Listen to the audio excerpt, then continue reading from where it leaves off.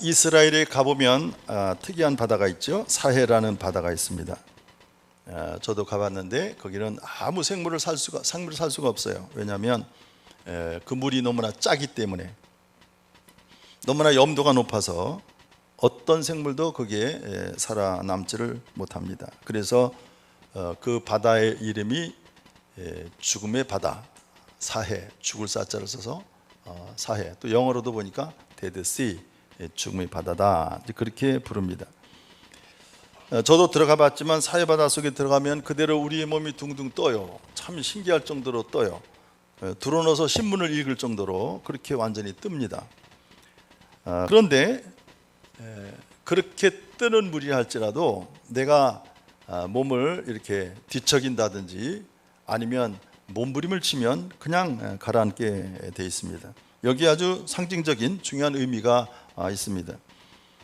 우리가 손을 들고 완전히 항복하고 우리의 두 손을 펴면 구원의 길이 있습니다. 그러나 아직도 허우적거리고 몸부리면 치면 칠수록 점점 더 일이 어려워집니다. 자, 우리의 삶을 돌아보면 우리의 일생은 자기 자신에 대해서 실망하며 살아가는 것 같습니다. 자기가 열심히 공부한 지식에 대해서 실망할 때도 있고요, 또 내가 열심히 벌어서 모아놓은 재물에 대해서 실망할 때도 있고, 또 애써 키우는 자식에 대해서 실망할 때도 있습니다. 또 내 능력과 또 내 지위와 그리고 내 명예에 대해서 계속해서 실망을 합니다. 낙심도 합니다. 그러면서도 우리는 여전히 그 미련을 버리지 못합니다. 그렇게 헛된 줄 알면서도 우리가 물질을 의지합니다. 또 믿을 만한 것이 못 되는 줄 잘 알면서도 자기 자신의 의지를 믿습니다. 또 아무 쓸모없는 줄 알면서도 내 지위나 명예, 또 나의 부끄러운 과거조차도 그걸 붙들고 무슨 큰 훈장이나 되는 것처럼 그것을 내세우려고 합니다. 하나님께서는 우리 인간의 궁극에서 만나 주신다는 말이 있습니다. 이 말은 우리의 한계, 우리 인간의 모든 끝에서, 절망의 끝에서 하나님께서 우리가 이제는 끝났다, 두 손을 들고 항복할 때 그때 주님이 일하시기 시작하신다, 그 말이에요. 아직도 내가 무엇을 할 수 있다고 생각하는 한 하나님께서 우리와 합작하시지 않습니다. 우리와 함께 하려고 하시지 않습니다. 완전히 두 손을 들고 백기를 들고 손을 펴야만 그때부터 하나님의 역사가 시작된다는 것입니다. 우리의 지혜를 통해서, 또 우리의 능력을 통해서, 또 우리의 마음을 통해서 역사하신다는 사실을 명심하시기를 바랍니다. 자, 이스라엘 백성들이 출애굽 당시에 뒤에서 애굽 병거가 또 마병들이 추격해 옵니다. 자, 이스라엘 백성들 아무런 무장이 되어 있지 않은 상태에서, 속수무책의 상태에서 그들이 절망하고 실망합니다. 완전히 자기의 삶을 포기합니다. 이렇게 말하죠. 애굽에 매장지가 없어서 당신이 우리를 이끌어내어 이 광야에서 죽게 하느냐? 어찌하여 당신이 우리를 애굽에서 이끌어내어 우리에게 이같이 하느냐? 이렇게 원망하면서 포기하는, 절망하는 그런 푸념을 늘어놓습니다. 이때 지도자 모세는 너무나 급해서 하나님께 기도합니다. 엎드려 기도합니다. 그러자 하나님의 응답이 즉시로 임했습니다. 출애굽기 14장 15절 16절에 보니까 여호와께서 모세에게 이르시되 너는 어찌하여 내게 부르짖느냐? 이스라엘 자손에게 명령하여 앞으로 나아가게 하고 지팡이를 들고 손을 바다 위로 내밀어 그것이 갈라지게 하라. 이스라엘 자손이 바다 가운데서 마른 땅으로 행하리라 하십니다. 벨기에라는 나라의 여왕이 폴란드를 방문했을 때 실제 이야기입니다. 당시 이 폴란드는 공산주의 국가였습니다. 마침 이 여왕이 주일날이 돼서 카톨릭 신자이기 때문에 카톨릭 미사에 참석하게 되었답니다. 그런데 그를 보필하고 안내하는 한 공산당 간부가 그 여왕의 뒤를 따라다닙니다. 그런데 그 당 간부가 카톨릭 미사의식을 잘 따라서 하더라는 거죠. 여러분 아시다시피 카톨릭의 미사는 모르면 참석하기 힘들어요. 우리 기독교 예배는 그냥 가만히 앉아 있어도 되지만 카톨릭 미사는 하는 게 많아요. 외우는 주문도 많고, 뭐 주문인가 기도문인가 하여튼 많고, 계속 앉았다 일어섰다 굉장히 복잡해요. 그런데 그 당 간부가 카톨릭 미사를 잘 따라 하더라는 거예요. 그래서 이 여왕이 물었습니다. 자, 당신은 카톨릭 신자군요. 그랬습니다. 그랬더니 그 당 간부가 대답하기를, 여왕이시여, 저는 믿기만 하지만 실천은 하지 않습니다. 그렇게 대답했다는 거예요. 내가 마음속으로 믿지만 성당에, 교회는 내가 나가지 않습니다. 그 얘기예요. 그랬더니 여왕이 하는 말이, 그러면 당신은 공산당원이군요. 그렇게 말했습니다. 그러자 이 공산당 간부가 하는 말이, 나는 공산당 당원으로서 실천을 하고 있지만 사실은 그 사상은 믿지는 않습니다. 또 그렇게 대답했다는 겁니다. 자, 여기에 갈등이 있는 것입니다. 교회에 대해서는 우리가 마음으로는 믿지만 실천이 없고, 공산당으로서 행위와 실천은 있지만 그 사상, 그 이데올로기는 내가 받아들이지 않는다, 그 얘기예요. 여러분, 언제까지 이렇게 살아갈 수 있습니까, 여러분? 자, 가만히 보면 우리 그리스도인들도 마찬가지예요. 예수를 믿는 사람들도 마찬가지예요. 하나님을 믿는 것 같지만 믿는 것 같지가 않아. 안 믿는다고 말할 수는 없지만 항상 휘청거립니다. 여러분, 언제까지 그렇게 휘청거리고 허우적거리겠습니까? 여러분, 왜 그렇게 선명하지 못한 삶을 살아가느냐, 그 말이에요.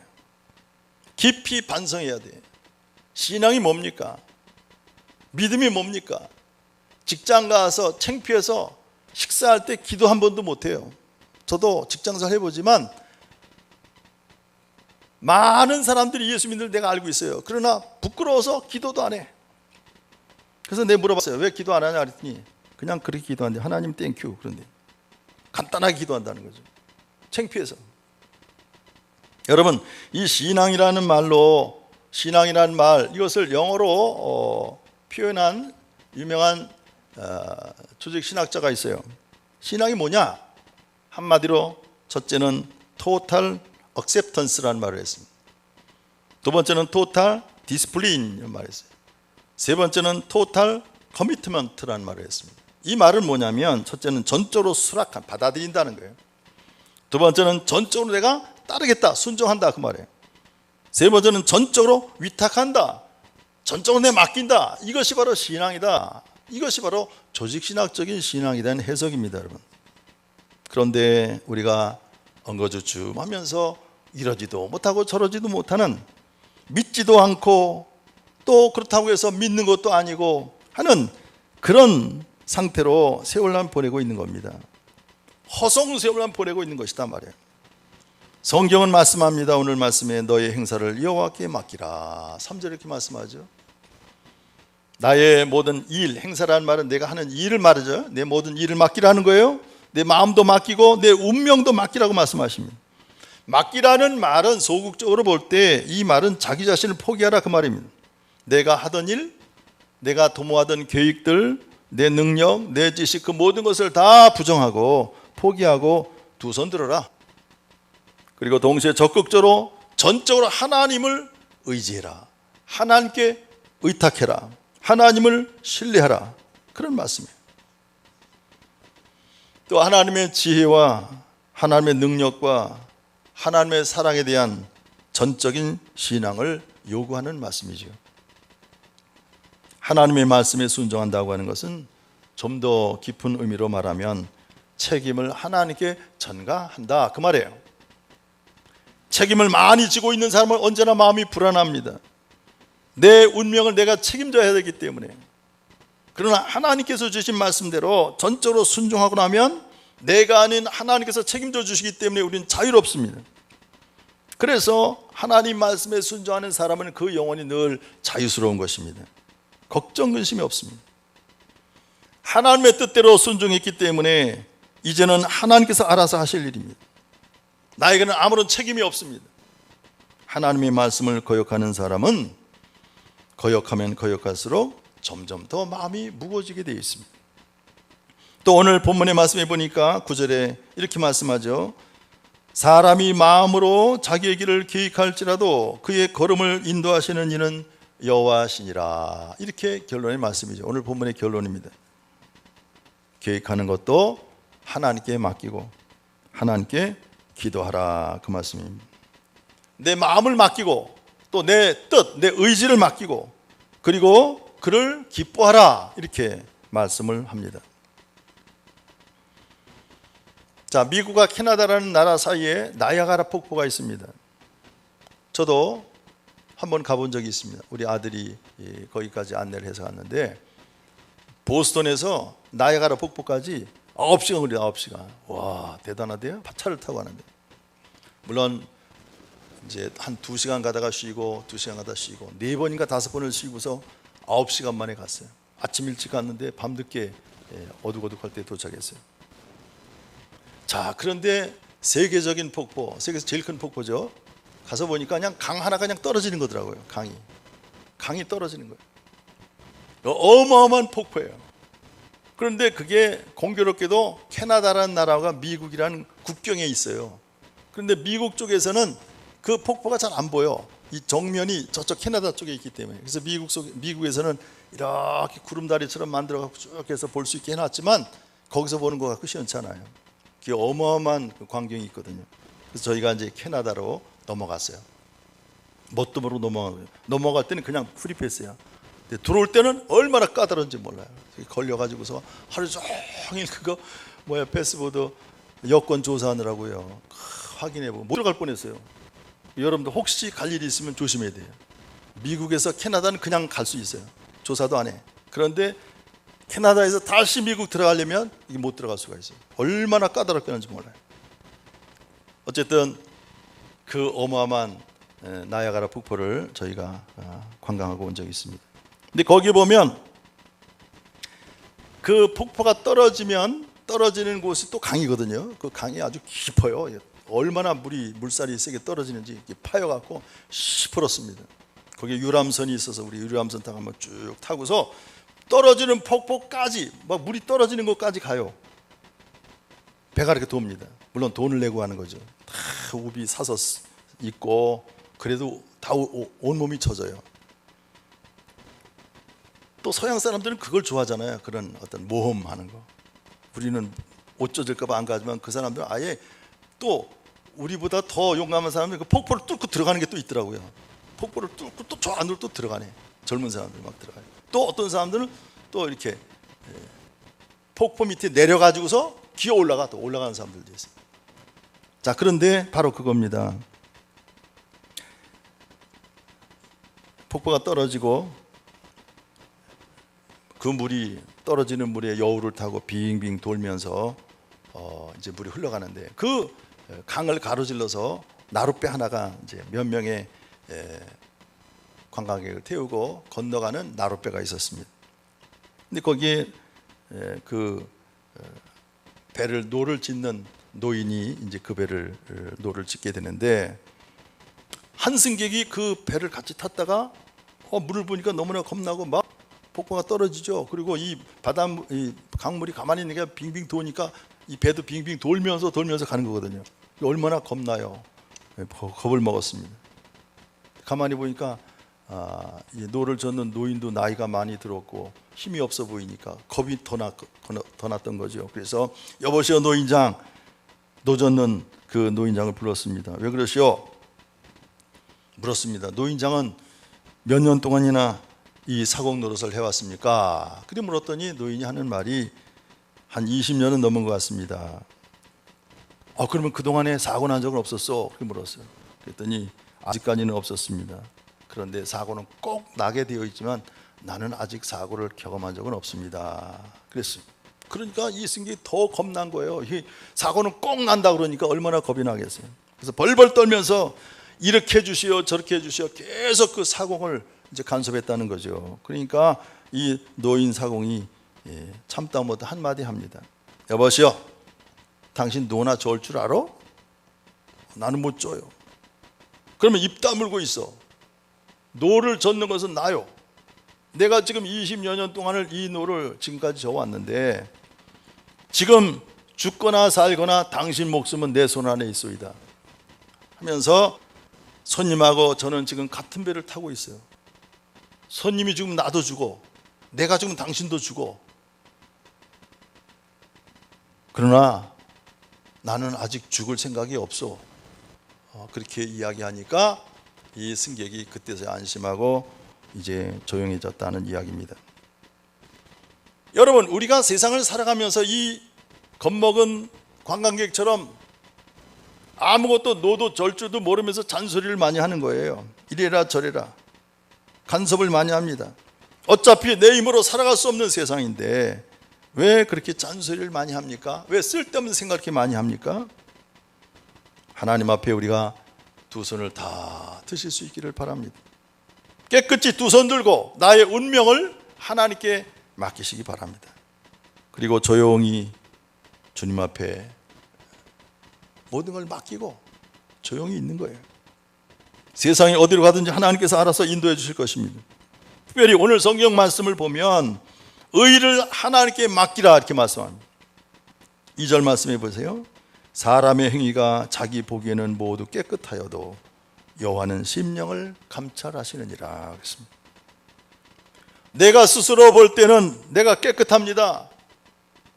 내가 죄를 지은 게 없는 것 같아. 세상에 내가 참 정직하고 의롭고 순결한 것 같아. 여러분 전도해 보시면 알잖아요. 전도해 보시면 뭐라 그래요? 나 예수 안 믿어도 나는 천당 아랫목 갈 수 있다고 그래요. 예수 안 믿는 사람들도 다 죄가 없대요. 죄가 없대요. 그러나 중요한 것은 하나님께서 어떻게 보시느냐가 문제인 겁니다. 그런 거로 우리의 의를 하나님께 맡길 것입니다. 자신의 의를 하나님께 위탁해 버려야 된다 그 말이에요. 그래서 고린도전서 4장 4절에 보니까 사도 바울이 고린도 교인들에게 이렇게 말한 적이 있습니다. 세 번역으로 읽겠습니다. 나는 양심에 꺼리끼는 것이 없습니다. 그러나 이런 일로 내가 의롭게 된 것은 아닙니다. 나를 심판하시는 분은 주님이십니다. 이렇게 사도 바울이 고백했습니다. 나로서는 최선을 다했기에 자책할 것이 없지만 이로 인해서 내가 의롭다함을 얻는 것은 아닙니다. 나를 판단하실 분은 오직 여호와 하나님 한 분밖에 없습니다. 정말 옳은 말씀이죠? 여러분, 우리가 흔히 어떤 일을 하고 나서 최선을 다했다는 말을 쉽게 합니다. 그러나 나의 최선이라고 하는 것은 의미가 없는 거예요. 이것 때문에 쓸데없는 아재에 빠질 경우가 많습니다. 쓸데없는 교만을 부릴 때가 많아요. 내 나름대로의 최선이라고 하는 것은 하나님 앞에 아무 소용도 없는 일이라 그 말이에요. 나의 의를 포기하시기 바랍니다. 깨끗이 다 버리시기 바랍니다. 범브란트 목사님이 승리하는 신앙이라는 책을 쓰셨는데 그 책 속에서 재미있는 한 가지 예화를 드셨어요. 이런 이야기를 하더라고요. 유대인 랍비가 자기 앞에 모여있는 교인들에게 질문 한 가지를 했습니다.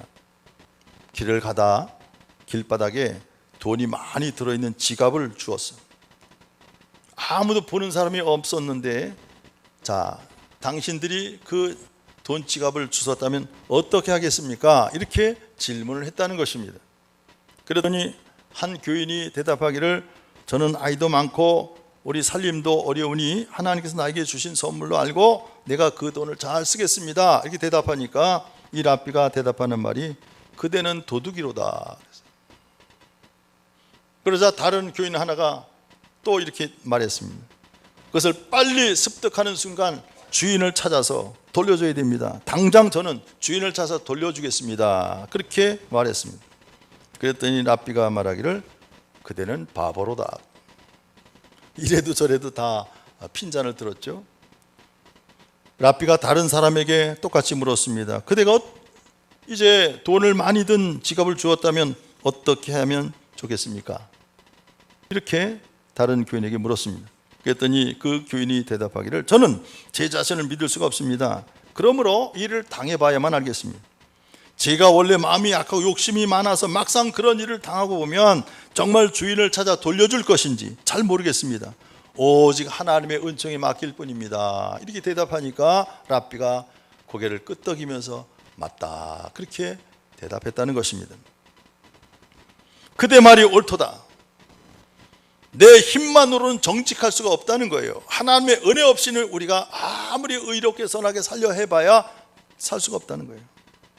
하나님의 은총을 입지 않고서는 내 나름대로의 도덕성, 내 나름의 어떤 의미가 없다는 것입니다.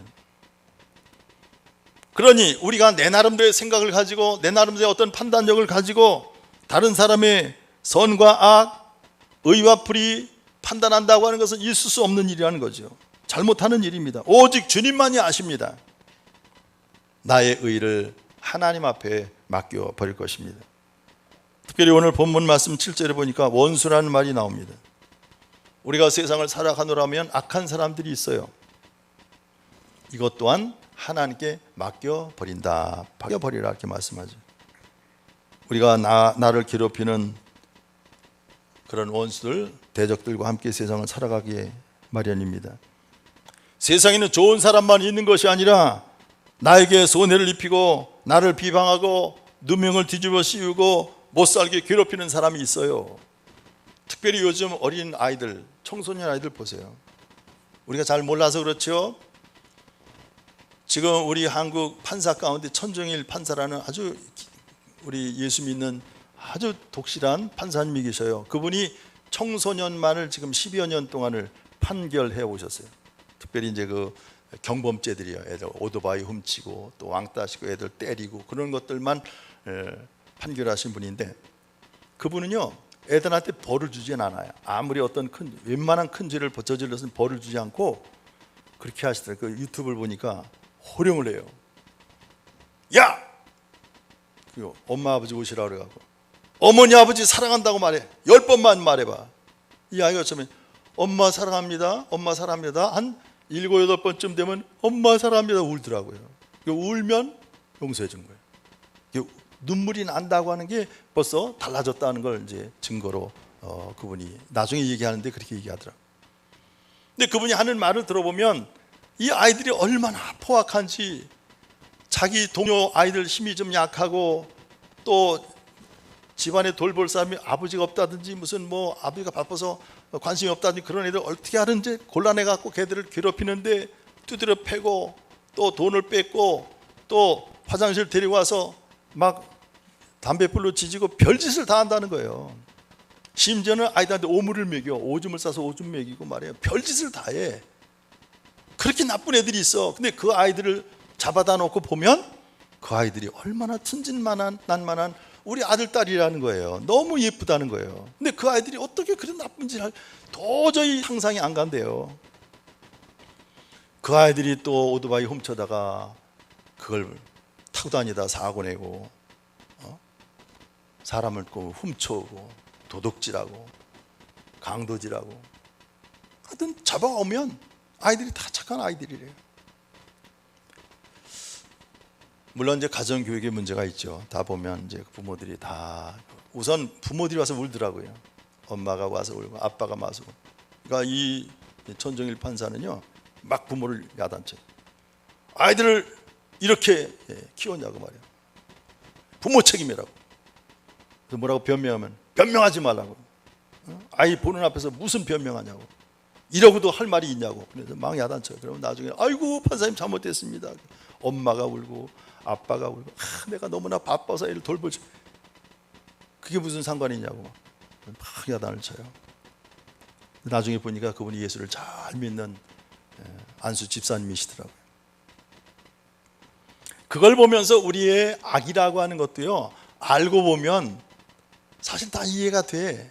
다 예쁜 우리의 아들 딸이야. 그렇기 때문에 오늘 하나님께서도 보실 때 마찬가지인 거예요. 하나님이 보실 때 다 하나님의 형상을 닮은 하나님의 자녀들이야. 그런데 서로 찢고 까불고 서로 괴롭히고 또 도둑질하고 강도질하고 못된 짓을 하는 그런 사람들 하나님이 보실 때, 그래서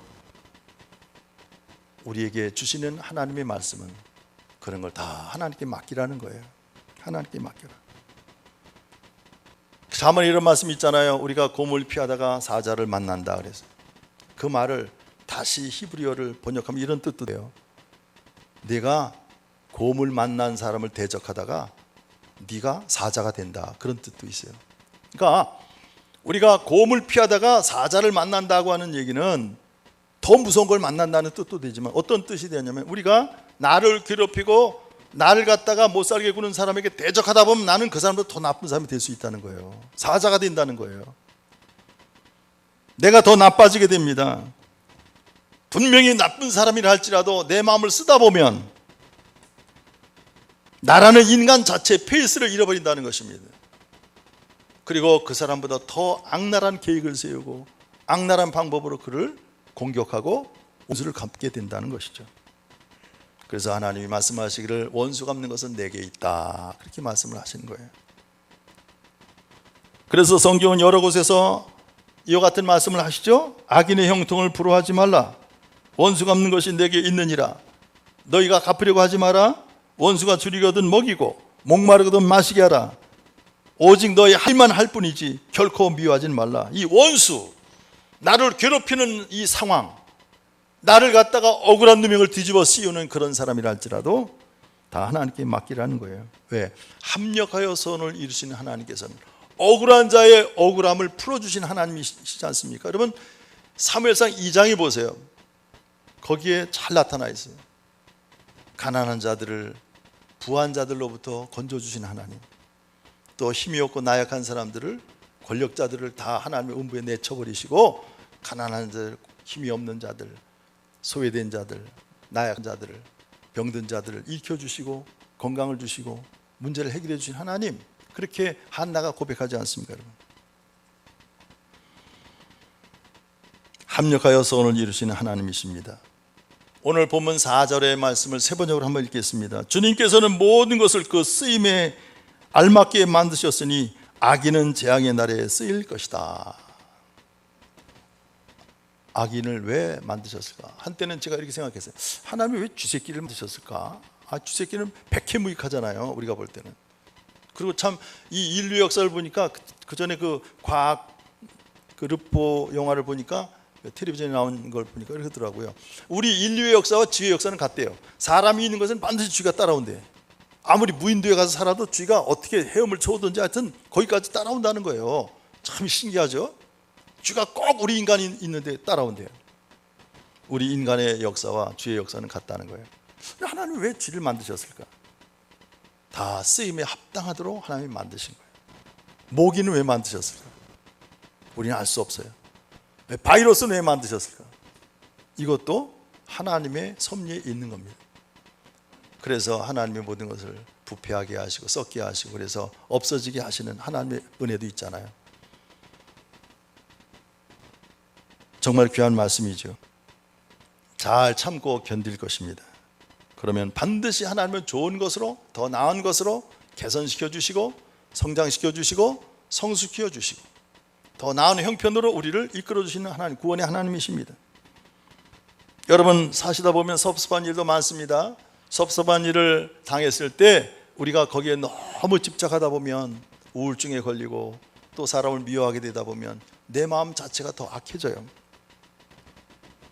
모든 일은 다 하나님의 손 안에 있습니다. 하나님께 맡기면 합력하여 선을 이루시는 주님께서 더 좋은 방향으로 내가 생각지도 못한, 상상하지도 못하는 방법으로 다 해결해 주신다, 그 말씀입니다. 오늘 본문의 말씀을 보니까 소득도 마찬가지예요. 우리가 돈을 벌려고 얼마나 애를 씁니까? 그런데 소득도 하나님께 달려있다는 것입니다. 신문대로 거두게 하시는 하나님, 내가 많이 벌든지 적게 벌든지 하나님께서 하시는 거예요. 네가 씨를 뿌리고 가꿀 뿐이지 거두게 하시는 분은 하나님이십니다. 하나님의 손에 달려 있습니다. 그래서 8절 말씀 세 번 읽겠습니다. 의롭게 살며 적게 버는 것이 불의하게 살며 많이 버는 것보다 낫다, 이렇게 말씀합니다. 많이 벌었느냐 적게 벌었느냐 거기에 집착하지 말고 오직 정직하게 의롭게 순결하게 살아야 된다, 그 말씀입니다. 소득이 좀 적더라도 의롭게 사는 것이 낫지, 소득이 많고 불의하게 사는 거, 악하게 사는 것이 그건 못하다, 그 말입니다. 이 소득도 하나님께 맡길 것입니다. 그 소득 물질에 우리의 마음을 뺏기지 말라, 그 말씀이죠. 또 뭐라고 말씀하셨냐면 나의 기쁨, 나의 행복도 하나님께 맡게 된다, 이렇게 말씀합니다. 하나님을 기뻐하라, 그래야면 내 소원을 이루어 주실 것이다, 이렇게 말씀합니다. 7절에 보세요. 사람의 행위가 여호와를 기쁘시게 하면, 이렇게 말씀하죠. 우리 인간의 본능에는 나를 기쁘게 하려고 하는 그런 마음이 있습니다. 그러다가 망치는 경우가 많죠. 부관에도 상대방을 기쁘게 해주고 나서야 내가 기쁨이 있는 것이지, 나 혼자 기쁘게 하려고 하다 보면 서로 불행해지는 거예요. 나만 기뻐하려고 하다 보면 상대방도 기분 나쁘게 하는 거예요. 그렇잖아요? 서비스라는 걸 한번 생각해 보세요. 서비스 받고, 이 세상에 다 누구나 서비스 받고 싶어 하죠. 그런데 서비스를 받기만 해보세요. 그러면 얼마나 삭막한 세상이 됐어요. 서비스를 베풀다 보면 서비스가 나한테 또 오는 거예요. 부메랑이라고 하는 게, 호주 사람들이 쓰는 사냥 도구라고 그러죠. 이렇게 쫙 던지면 쫙 빙글빙글 뿌려서 날아가는 새를 탁 맞춘 다음에 다시 돌아와요. 탁 잡잖아요. 부메랑이 다시 돌아온다는 거죠. 부메랑처럼. 기쁨이라고 하는 것은 빼앗는 것이 아니고 도둑질하는 것이 아닙니다. 나에게 주어지는 것입니다. 하나님의 은혜로 내가 남을 기쁘게 하고 나서야, 이웃을 기쁘게 하고 나서야 기쁨을 하나님이 주시는 것이다. 하나님을 기쁘시게 하면 하나님이 나를 기쁘시게 해 주십니다. 내 기쁨도 하나님께 맡겨버릴 것입니다. 하나님을 기쁘시게 하는 일에 우리의 온 정열을 기울이다 보면 나도 모르는 사이에 기뻐지고 행복한 삶이 된다, 그 말이에요. 결국은 모든 기쁨의 삶, 그 기쁨의 근원이 나에게 돌아오게 되어 있습니다. 그런 거로 너의 기쁨, 너의 행복, 너의 즐거움을 다 하나님께 맡겨버리라. 그리하면 내게 기쁨이 돌아올 것이다. 그렇게 말씀을 하십니다. 종교개혁자인 마틴 루터가 어느 날 너무나 피곤한 날이 있었습니다. 그래서 그의 기도문을 보니까 이렇게 기도문을 썼더라고요. 잠자리에 들면서 하나님 앞에 이렇게 기도했습니다. 하나님 아버지, 이 세상이 하나님의 것입니까? 내 것입니까? 하나님 아버지, 이 교회가 하나님 것입니까? 내 것입니까? 다 하나님의 세상이고 하나님의 교회입니다. 그러니 이제 하나님께서 그들을 돌보십시오. 나는 잠을 자겠습니다. 그렇게 기도했더라고요. 나의 모든 것을 내가 잠자면서 하나님께 맡긴다, 그 말이에요. 3절에 보니까 너의 행사를 여호와께 맡기라. 그리하면 네가 경영하는 것이 이루어지리라. 이렇게 말씀하십니다. 나의 모든 것을 여호와 하나님께 모든 것을 맡기시기를 바랍니다. 자신이 감당할 수 없는 위기를 만난 모세의 신앙 한번 본다시기 바랍니다. 모세가 여러분 한 번도 경험한 적이 없는 거거든요, 모세도. 그런데 백성들을 막상 이끌고 나와 보니까 백성들이 말을 안 듣잖아요. 더군다나 홍해바다 앞에 섰을 때 막 저놈을 때려 죽이라고, 우리를 죽이려고 여기 데리고 나왔느냐고 막 원망하고 불평하고 심지어 대적하고 모세를 갖다가 어떻게 하려고 돌을 들어 치려고 그러잖아요. 이때 모세의 믿음을 보십시오. 출애굽기 14장 13절 14절입니다. 모세가 백성에 이르되 너희는 두려워하지 말고 가만히 서서 여호와께서 오늘 너희를 위하여 행하시는 구원을 보라. 너희가 오늘 본 애굽 사람을 영원히 다시 보지 아니리라. 여호와께서 너희를 위하여 싸우시리니 너희는 가만히 있을지니라. 모세처럼 하나님께 전적으로 맡기시기를 바랍니다. 그러면 여러분 모두가 다 응답 받으시고, 그리고 하나님이 주시는 귀한 능력으로 은초로 충만하시기를 주의 이름으로 축원합니다. 기도하겠습니다. 아버지 하나님, 은혜를 감사합니다. 모든 것을 창조하셨을 뿐만 아니라 섭리하시는 하나님, 사실은 우리가 할 수 있는 것은 아무것도 없습니다. 모든 것을 주님께 맡깁니다. 내 두 손을 다 들고 주님께 항복합니다. 나의 모든 삶을, 나의 운명을 주님께서 책임져 주시옵소서. 이제는 온전히 주님만을 따라가는 주의 종이, 주의 청지기가 되게 하옵소서. 모든 것을 주님께 맡겨오며 우리 주 예수 그리스도의 이름으로 간절히 기도드렸습니다. 아멘.